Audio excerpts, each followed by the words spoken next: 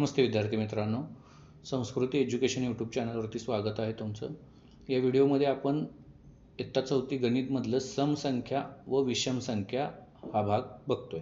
ठीक आहे. याच्या आधीच्या व्हिडिओमध्ये चढता क्रम उतरता क्रम मी सांगितलेला आहे, तो तुम्ही करू शकता. ठीक आहे. तर ताई काय म्हणते, फुलाचे दोन दोनचे गट करून पाहूया. म्हणजे यांनी एक उदाहरण दिलेलं आहे आपल्याला की जर त्यांनी काय केलेत, फुलं वाटलेले आहेत आणि त्याचे दोन दोन गट करून बघू आपण काय काय होतंय. ठीक आहे. तर तिने काय केलं, ताईनं सगळ्या मुलांना फुले वाटले. बघा, मायकलला 4 फुले दिले, परमजीतला 5 फुले दिले, रेश्माला 6 दिले, माधुरीला 8 दिले आणि मनीषाला 9 फुले दिले. गट केल्यावर फुले किती उरली ते सांगायला सांगितलं. ठीक आहे. म्हणजे काय सांगितलं, हे सगळे फुलं या सगळ्यांमध्ये वाटले आणि त्यांना काय सांगितलं, दोन दोनचे गट करा. हे असे असे दोन दोनचे गट तयार करा आणि दोन दोनचे गट तयार झाल्यानंतर शेवटी कुणाचे किती फुलं उरत आहेत ते सांगायला सांगितलं. ठीक आहे. मायकलनं काय सांगितलं, माझ्या 4 फुलांचे 2 गट झाले. म्हणजे मायकलला किती फुलं दिलती, 4 फुले दिलती. तर त्याचे काय झाले, हे दोन दोनचे 2 गट तयार झाले. 1 2 3 4 आणि एक सुद्धा फुल उरलेलं नाही. परमजीतनं काय सांगितलं, माझ्या 5 फुलांचे 2 गट झालेले आहेत. परमजीतला 5 फुले दिलती.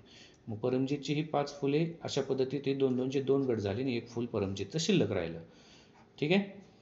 बघा, अशा पद्धतीत हे आपल्याला लक्षात येईल. मायकलला 4 दिलते तर बरोबर त्याचे गट पूर्ण झाले. परमजीतचे 5 दिलते, दोन दोनचे 2 गट झाले आणि एक फुल शिल्लक राहिलं. रेश्माला 6 फुले दिलती तर रेश्माचे 3 गट तयार झाले. माधुरीला 8 फुले दिलती, माधुरीचे 4 गट तयार झाले आणि मनीषाला 9 फुले दिलती तर त्याच्यामध्ये मनीषाचे 4 गट तयार होऊन एक फुल शिल्लक राहिलं. ठीक आहे.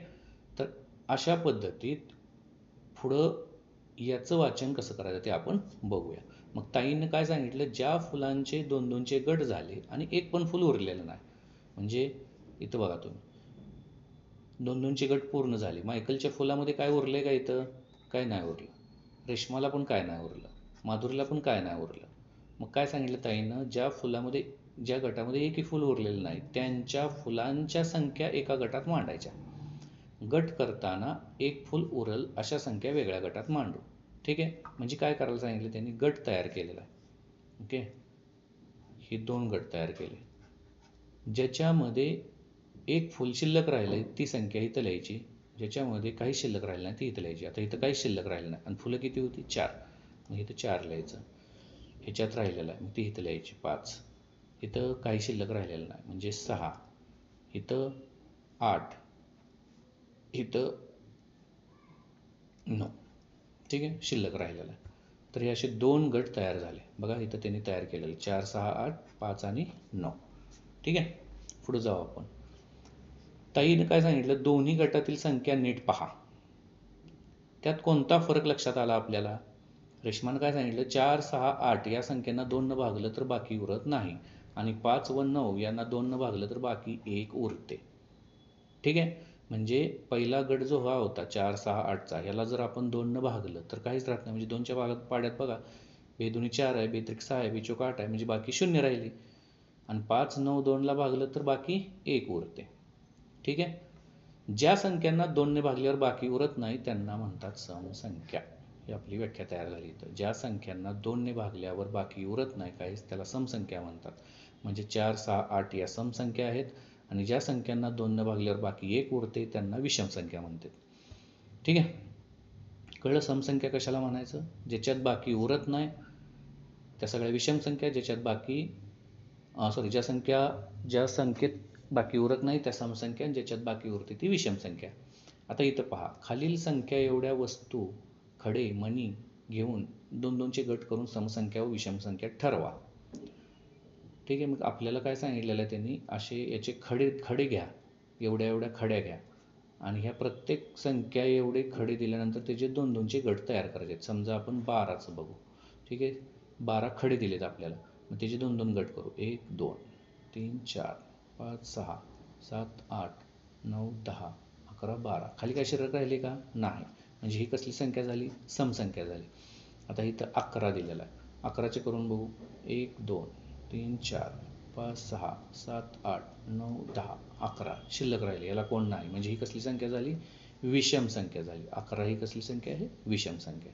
हे बाकीचं सुद्धा तुम्ही करून बघायचं आहे. समसंख्यांच्या गटात लिहिलेल्या संख्यांचे एकक स्थानचे अंक लिहा.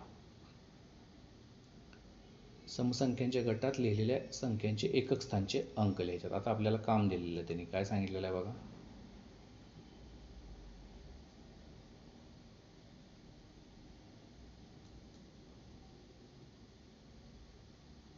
खोडू द्या मला जरा.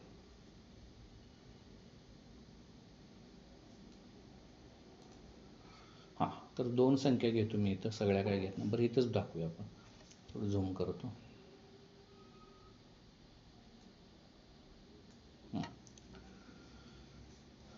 एकक स्थानी काय आहे? इथं 2 आहे, इथं 1 आहे, इथं 0 आहे, इथं 3 आहे, इथं 7 आहे, इथं 4 आहे, 5 आहे, 6 आहे, 9 आहे, 1 आहे, 5 आहे, 2 आहे, 6 आहे, 7 आहे, 9 आहे, 8 आहे. ठीक आहे. विषम संख्येच्या गटात लिहिलेल्या संख्येचे एकक स्थानचे अंक लिहा. म्हणजे त्यांनी समस्थानाचे वेगळे, विषम स्थानाचे वेगळे करायला सांगितले.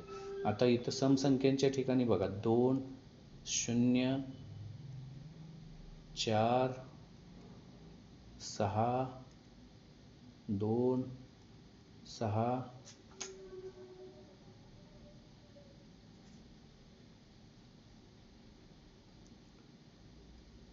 8 हे सगळे समस्थानाचे एकक स्थानाचे. त्यानंतर 1 3 7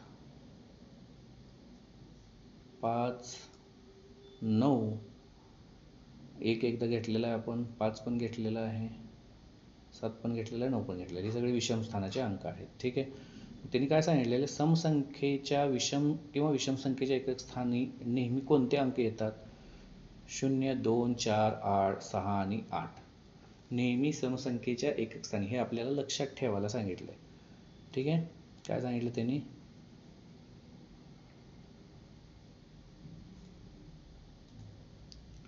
समसंख्येच्या एकक स्थानी कुठले अंक येतात? तर हे सर्व समसंख्येच्या एकक स्थानी अंक येतात. विषम संख्येच्या एकक स्थानी कुठले अंक येतात? तर हे सर्व विषम संख्येच्या एकक स्थानी अंक येतात. ह्याने काय सांगितलं इथं? एकक स्थानचे अंक पाहून दिलेली संख्या सम आहे की विषम आहे ते ठरवू शकतो आपण. म्हणजे अशी संख्या जर एकक स्थानी आली तर आपण म्हणायचं ती समसंख्या आहे, आणि अशी संख्या जर एकक स्थानी आली तर आपण ती समजायचं विषम संख्या आहे. ठीक आहे. बघा 5 7 3 1 9 तर हे सगळ्या कसल्या आहेत? विषम संख्या आहेत. 2 3 0 4 6 8 या सगळ्या कसल्या संख्या आहेत? विषम संख्या, सॉरी समसंख्या. ठीक आहे. लक्षात आलं समसंख्या कशाला म्हणायचं आणि विषम संख्या कशाला म्हणायचं. पुढच्या व्हिडिओमध्ये आंतरराष्ट्रीय संख्या चिन्हे पाहूया. ठीक आहे. थोडं मोठं आहे, इंग्लिशमध्ये कसं लिहायचं हे पाहणार आहे आपण. आपल्या चॅनलला सबस्क्राईब करा, तुमच्या मित्रांसोबत शेअर करा. काही अडचण असेल तर कमेंट करून विचारू शकता. धन्यवाद.